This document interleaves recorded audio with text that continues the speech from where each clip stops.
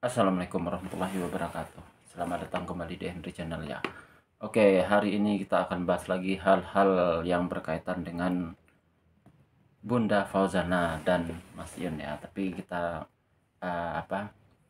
akan bahas lebih fokus ke Bunda Fauzana ya, kegiatan, karena ini ada kegiatan terbaru Bunda Fauzana yang menarik untuk kita bahas, dan nanti juga kita akan bahas pertanyaan yang nyelekit dari salah satu netizen di TikTok tentang hubungan Mas Yun dan Bunda Fauzana ya. Oke. Yang di samping ini adalah danau di Ateh. Danau di Ateh apa danau di bawah gitu ya. Nah, ini kenapa aku pajang seperti ini? Ini bukan foto ya, ini video ya. Nah, ini adalah tempat di mana Bunda Fauzana sekarang berada. Ya di sekitaran area inilah. Coba kita lihat dulu wisata keindahannya, karena kan kita tahu dari story kemarin siapa Penyung kan dibawa jalan-jalan kan. Nah, ternyata itu nggak tahu dibawa jalan-jalannya kemana, tapi menginapnya di daerah sini. Nah, nanti kita akan, setelah memutar video ini, kita akan putar juga keseruan Bunda Fauzana sedang memberikan pelayanan atau hormat tamu lah, lek coro Jawa hormat tamu kepada Penyung yang sedang bertamu ke Sumatera Barat, ke rumah Fauzana ya. Oke, kita lihat, putar-putar dulu. Ini lokasi Bunda Fauzana ya, tapi ini video orang lain. Danau di Ateh, dan juga ada danau di bawah Alahan Panjang. Danau kembar ini adalah salah satu dari sedikit danau kembar di dunia yang umumnya ditemukan di Amerika Serikat. Namun Indonesia turut memiliki dua permata alam ini, dan keduanya terletak di Sumatera Barat. Saat ini Alahan Panjang masih dalam tahap pengembangan, seperti tempat satu ini yang sedang dalam tahap pembangunan penginapan, sebuah cabin cantik di tepi danau, Anjalai Cabin namanya. Pagi di Alahan Panjang menjadi saksi bisu kehangatan persahabatan di antara kawan-kawan pegiat wisata. Kami memulai hari dengan ritual yang tidak bisa dilewatkan. Oke, udah lihat tadi ya video keindahan salah satu tempat wisata yang lagi hits lah di Sumatera Barat ya. Aku yakin kalau misalnya, ya semoga aja kita doakan yang terbaik untuk Yun dan Fauzana. Insya Allah ketika mereka setelah menikah dan memutuskan untuk bulan madu, saya pikir Fauzana juga akan mengajak Yun ke tempat ini, ke Alahan Panjang di danau atas dan danau di bawah. Dia danaunya itu kan kembar ya, ada danau yang agak ke atas posisinya, ada yang agak ke bawah. Nah, ini coba aku ini adalah bentuk-bentuk pesona danaunya. Namun jangan salah, meski suasananya terasa damai, air danau yang mengalir di bawah kami tetap mempertahankan kesegaran yang dingin. Sebuah momen yang harmoni. Warga-warga Sumbar, kalau mau healing-healing, nggak perlu jauh-jauh. Di Alahan Panjang, kita bisa keliling-keliling. Jadi si Anjala ini konsepnya apa, Bang? Konsepnya cabin, Bang. Cabin yang langsung view-nya pemandangan danau. Danau. Inspirasinya dari mana? Cari-cari aja, Bang. Cari-cari Pinterest, Google gitu ya. Itulah. Terus akhirnya ini ya, aktivitas yang bisa dilakukan apa aja? Ini ya. Itu bidu, Bang. Kalinya explore Alahan Panjang, gokil, keren. My work is easy because I use ClickUp. Here's how I keep track of all my tasks. Oke, bentar kita I start my tunggu. brain dumping everything I need to get done Apa in a ini? list. Kita percepatkan dulu. Malah jatuh.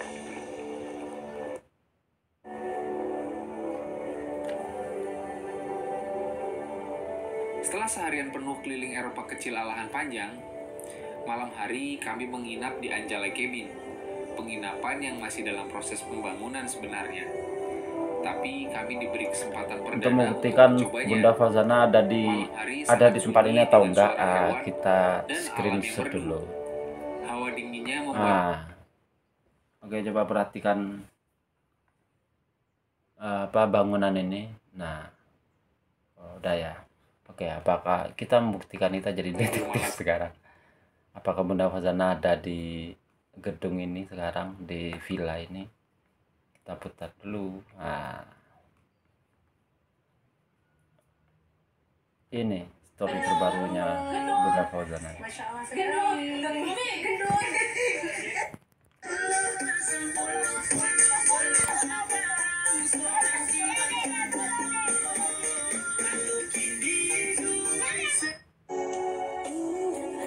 Oke. Gedungnya sama apa enggak? Ya, itu benar ya. Bunda Fazana itu kemungkinan tadi ada di Anjalai Cabin ya, di salah satu resort yang kayaknya baru beberapa tahun ini, paling baru 2-3 tahun ini dibangun kayaknya ya. Bagi yang tahu silahkan di komen ya. Kita teruskan lagi. Ini gedungnya sama ya, model bentukan gedungnya sama. Ini keseruan keluarga besar Fazana ya. Ini juga Laila juga ikut ini.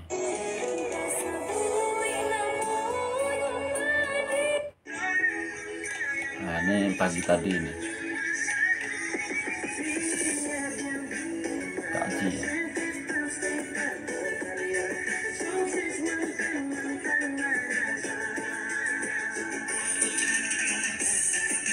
Ini gedungnya ya. Ini Laila. Bunda Fazana nggak kelihatan.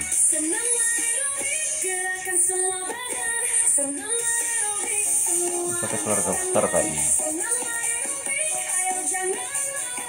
Coba kita lihat urusan story Ruslan.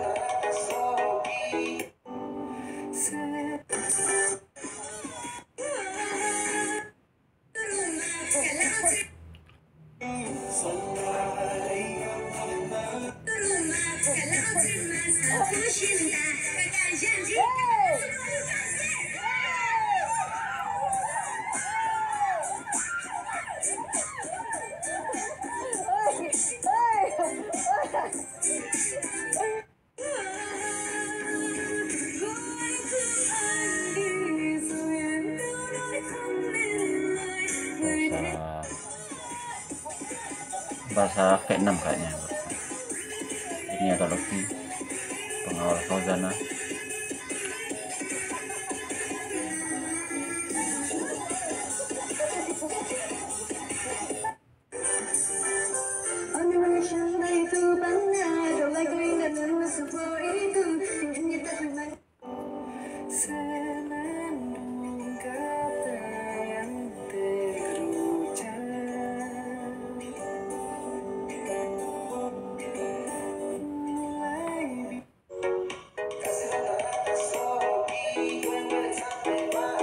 Oke, Bunda Fazana ini enggak ya? Kita lihat dulu. Oh enggak, ini dia.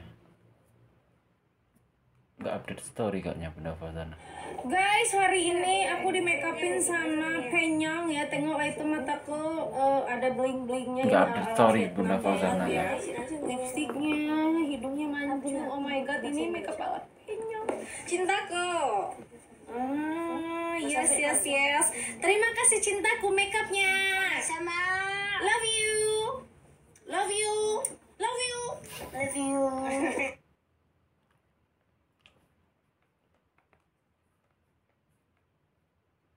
Oke.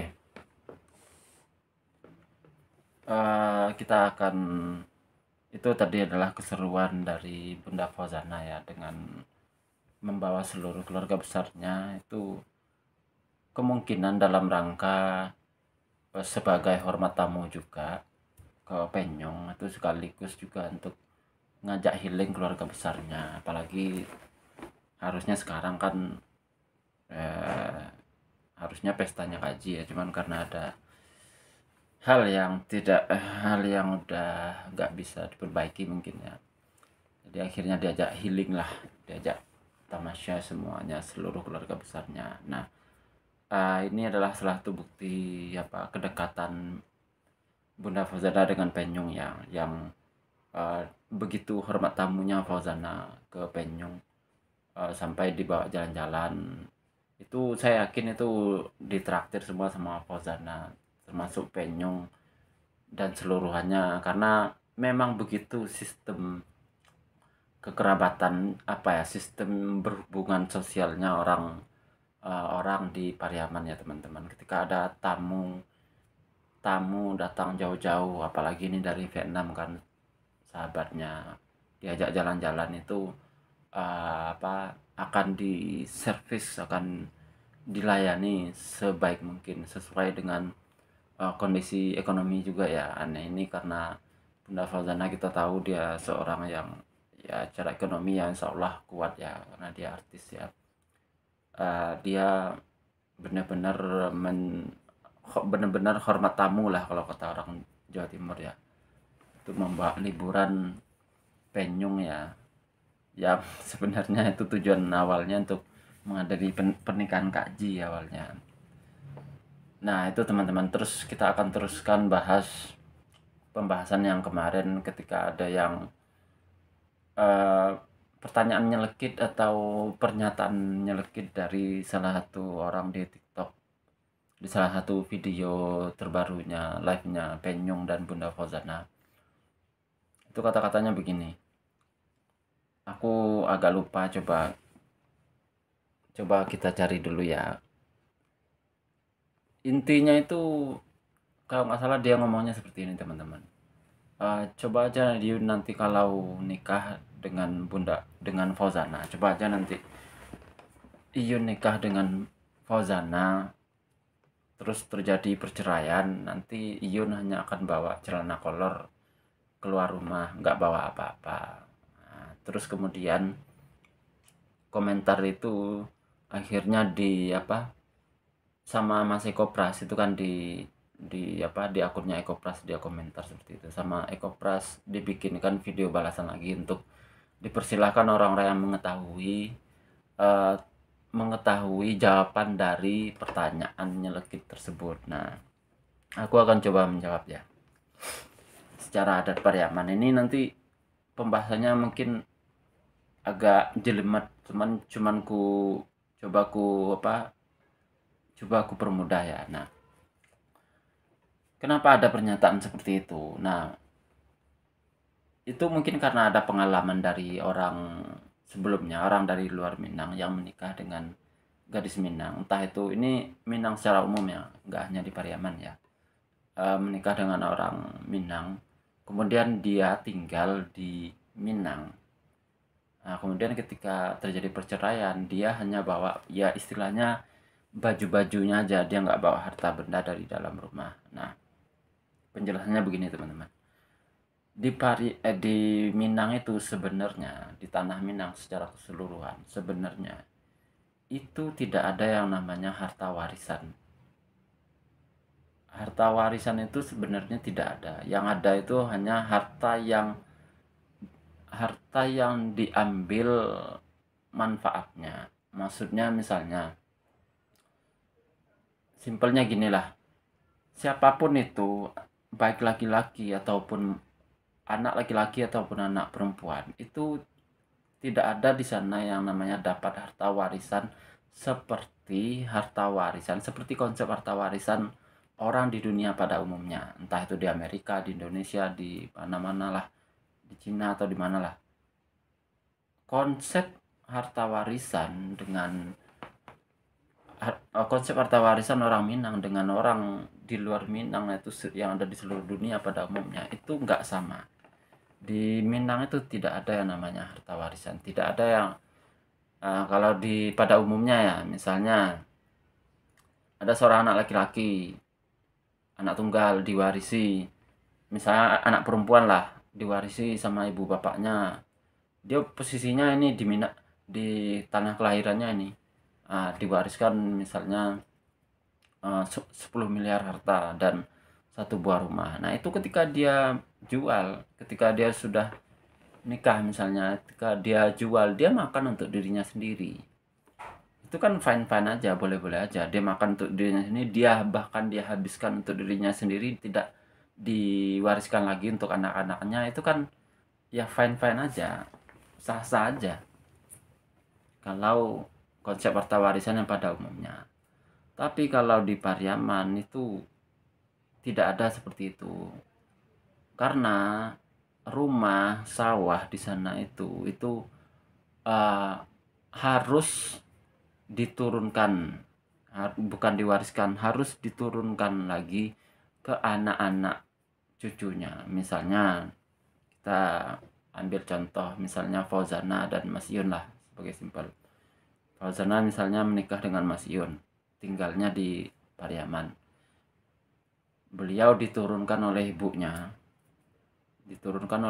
1 hektar sawah dan 1 buah rumah. Rumah dan sawah itu tidak boleh dijual, harus diwariskan lagi. Bukan diwariskan, harus diturunkan lagi ke anaknya. Ke anaknya yang jenis kelaminnya apa? Ke anak yang perempuan. Misalnya Fauzana juga punya anak. Misalnya Fauzana punya 2 anak perempuan, 2 anak laki-laki misalnya ketika udah nikah. Ini misalnya aja ya, ketika udah nikah dengan Mas Yud, punya 2 anak laki-laki dan 2 anak perempuan. 1 rumah dan sawahnya tersebut itu diturunkan lagi ke 2 anak, yaitu hanya anak perempuan yang boleh diteruskan hartanya tersebut, harta peninggalan dari ibunya tadi. Nah, tapi harta tersebut itu juga nggak boleh dijual juga sama anak-anaknya. Anak-anaknya juga harus menurunkan harta-harta tersebut, tanah dan rumah itu, ke anak-anak perempuannya juga nanti. Ketika Fauzana misalnya punya cucu, nah yang akan meneruskan, yang akan berhak berhak diturunkan harta tersebut itu adalah cucu-cucunya yang perempuan juga. Jadi di sana itu yang diturunkan harta, baik itu rumah, emas, sawah, itu yang berhak diturunkan harta tersebut itu kepada anak perempuan. Nah, anak perempuan yang tadi yang diturunkan harta tadi itu tidak boleh menjual, harus diturunkan lagi ke anaknya yang perempuan. Begitu juga sampai seterusnya. Harta itu tidak boleh dijual kalau Fauzana dan Mas Yun tadi itu tinggal di Minangkabau.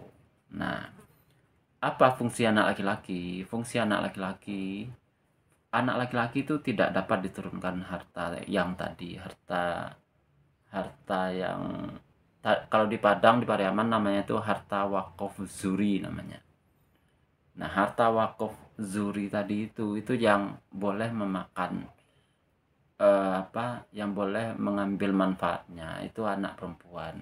Nah, anak laki-laki itu tugasnya hanya menjaga itu maksudnya ketika ada sengketa, ketika ada pembagian yang tidak rata, itu baru pihak laki-laki akan bertugas untuk bermusyawarah untuk mencari jalan keluar yang adil.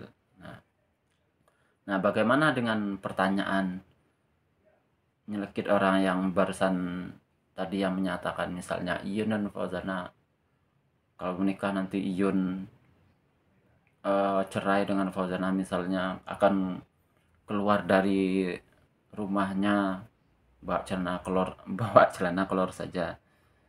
Nah, itu kalau Bunda Fauzana ini amit-amit jabang bayi ya, kita sebenarnya nggak usah juga sih ngomong perceraiannya, Rabia durung gitu kan. Lagian juga orang nikah itu kan tujuannya untuk bersatu selamanya, bukan untuk cerai ya. Tapi baiklah kita bahas saja. Nah, misalnya ini hal terburuk aja, misalnya Iyun dan Fauzana ini udah jadi nikah, tinggal di Pariaman. Kemudian seluruh harta yang saya sebutkan tadi itu kan bukan milik Fauzana sebenarnya. Harta itu, harta rumah, sawah, emas yang diturunkan dari ibunya, karena pasti ibunya yang akan menurunkan harta tersebut, bukan bapaknya. Itu harta tersebut itu harta milik kaum, statusnya harta milik kaumnya dia.